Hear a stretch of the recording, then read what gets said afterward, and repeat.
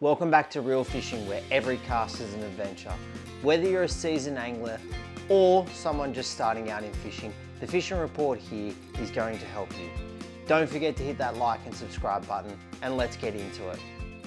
Well, for starters, let's start with what's been biting around Sydney over the last week. The whiting have been really good, with some fish being caught out on the flats on surface lures as well as nippers, and even on the low tides around those edges, there's been some really strong and successful captures of whiting.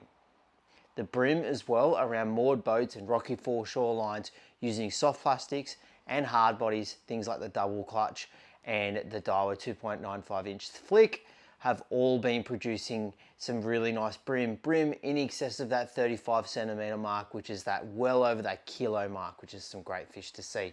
Heading out offshore, we've seen some nice mixed bag captures: snapper, mowong, the occasional kingfish, and flathead as well out offshore. Kingfish have been caught on live baits, particularly live squid and live slimy mackerel, but any live bait has been producing some kingfish as well. Our snapper, they haven't been in shallow recently. They've been out in that 30-40 meter reef areas out off Sydney, particularly around Long Reef, and also out off Botany Bay around Coogee there as well.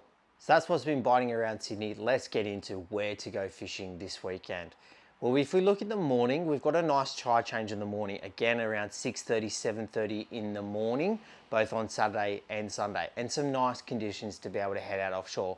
So if you're looking to go out offshore, you might be targeting a kingfish or a snapper. What you would be doing is heading out, grabbing a nice live bait nice and early, whether it be a slimy mackerel, a squid, yellowtail, any type of live bait that you can get your hands on, and then working your cliff faces for your kingfish. So the cliffs between Boat Harbour and Botany Bay have been producing some nice kings as well, and the cliffs south of the Port Hacking, Marley Beach, and the cliffs around there are well renowned for targeting kingfish using live baits, and also having that soft plastic ready to go just in case you might see a big school of kingfish.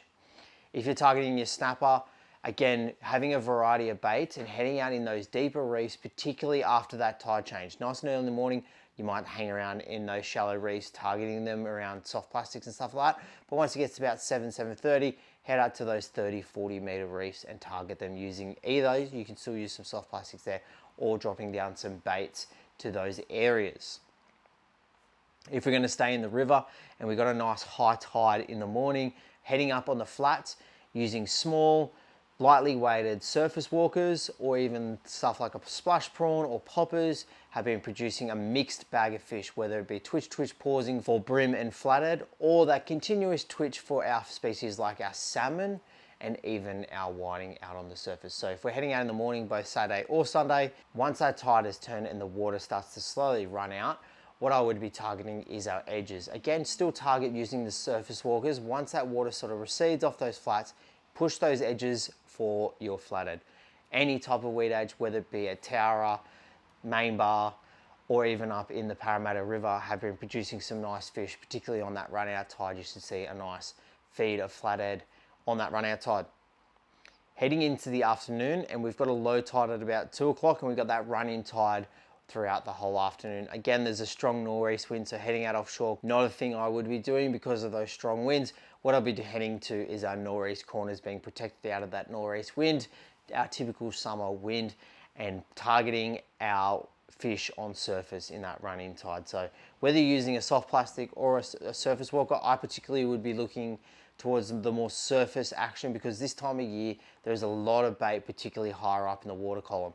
So using surface walkers, poppers, all that sort of stuff, or even a shallow diving hard body, should be able to produce a mixed bag of fish. Depending on where you are, will depend on what fish you're targeting. Now, if you're going to go towards a edge of a sand flat on that run-in tide, you will often see flathead and whiting there, really shallow, in less than 20 centimeters of water, waiting for that water to go back up onto the flat for them to then go back up and follow the water in, and having a fish through there. If you're targeting your bream on that run-in tide, if you can mix a nice point with some strong current pushing around it with a nice back eddy, or a spot where the tide isn't as pushing as much around that point, that's a really good spot to be able to target your bream. If you're going to be using soft plastics, again, you could go to those similar spots, but if I'm using soft plastics, I'm going to be targeting our edges specifically. our sand edges where there's a bit of mixture of weed with some nice sand flats. Again, tower is a really good one for that one.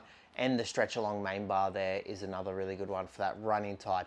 Targeting a mixed bag of species. You've got brim, flathead, and the occasional salmon have been heading up on those sand flats as well to be able to target some fish on that running tide.